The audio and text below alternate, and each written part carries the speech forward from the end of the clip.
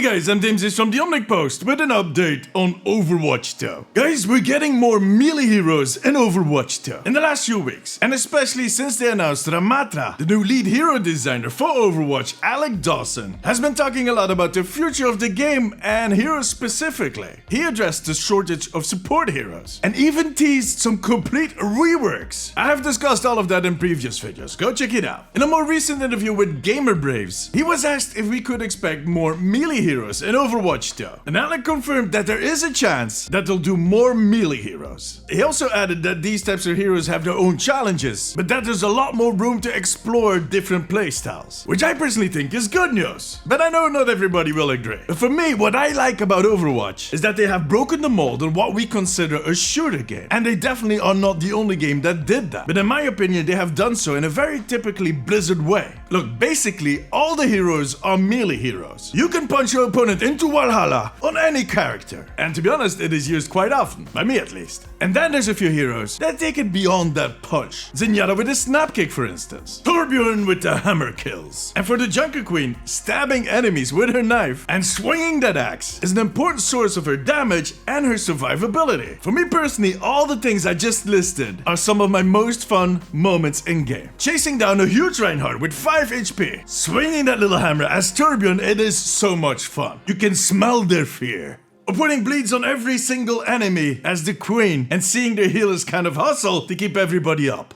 Beautiful. Zenyatta's kick might have been nerfed recently, but it still helps, a little bit at least, to keep the Tracers, the Genjis, the Reapers on a 6 feet distance. And when you land a kill with that punch or kick, you feel like a badass. Genji's ultimate is another example of melee in Overwatch 2. Orisa's Javelin, just to name a few. And then you have the pure melee heroes, like Reinhardt and Brigitte, well, apart from Reinhardt's Fire Strike. But there definitely is a lot more stuff to discover and try out. In other words, we need more melee heroes. But as Alex said, they do have their own challenges. A melee hero needs to be pretty close to the enemies, which is dangerous. I don't know if you noticed that. And for heroes like Ryan, that is not as much of an issue. I mean, it is his job. He thrives on being in other people's faces and on yelling.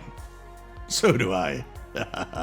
Brigitte on the other hand solves that challenge with a personal shield and the fact that she's using a flail, which kind of allows her to hide behind Reinhardt as she whoops the silly out of an enemy hero. On top of that, we already have some mechanics in the game that could help melee heroes to deal with that closeness. The Queen, for instance, she gets a reward, a push in her survivability for every successful melee strike. And sure, she's a tank, that's why she has so much HP and extra abilities to help her survive. But let's take Reaper for instance. He also needs to get up close with the enemies, and as such take a bit of a risk. But every shot he lands heals him. He also has an escape mechanism as a fallback for when things go a little wrong, which happens quite often.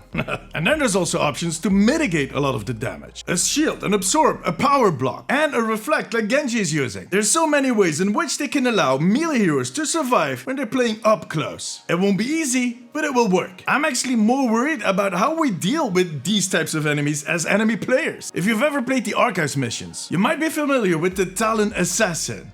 Yeah, she kind of behaves and fights like Gollum on sugar, crawling around, teleporting left and right, mumbling to herself, and then jumping on top of you, stabbing you with her arm knives. Yeah, you heard that right, arm knives. Come on, she can be such a pain in the rear end if she's not being dealt with. And for those of you that are thinking, well, this is just a talent unit, they're not going to add another one to the roster. Well, meet Camilla, one of the gladiators that has a statue on Colosseo, Rome. These statues have drawn the attention of the community ever since Magnus, the middle one, ended up in a promo shot for the first beta. And many believe that at least one of them will become a hero at some point, including myself. As you can see, Camilla also uses those arm knives. Seriously, who comes up with this? What is going to be the next thing? A nose gun? Now, I would rather see Magnus added to the roster. I like a good old broadsword gladiator. Having him, Reinhardt and Brigitte in the same team, that would be medievally awesome. Their team name would be "We are going to whoop thy rear end." I call dibs on that name, by the way. There is a third gladiator, Titus. He uses a spear, but Orisa kinda has all the pointy type weapons covered.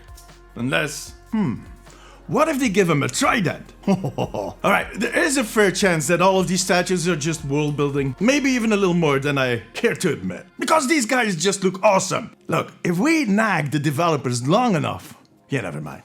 The fact just is that they're thinking about melee heroes. And that, my friends, excites me, as you can tell. In other words, Blizzard, do it. Now tell me, would you play a melee hero? And who or what type of hero are you thinking about? Let me know in the comments. Join me during my streams on twitch.tv/DamesIsTV and make sure to subscribe for more updates on Overwatch.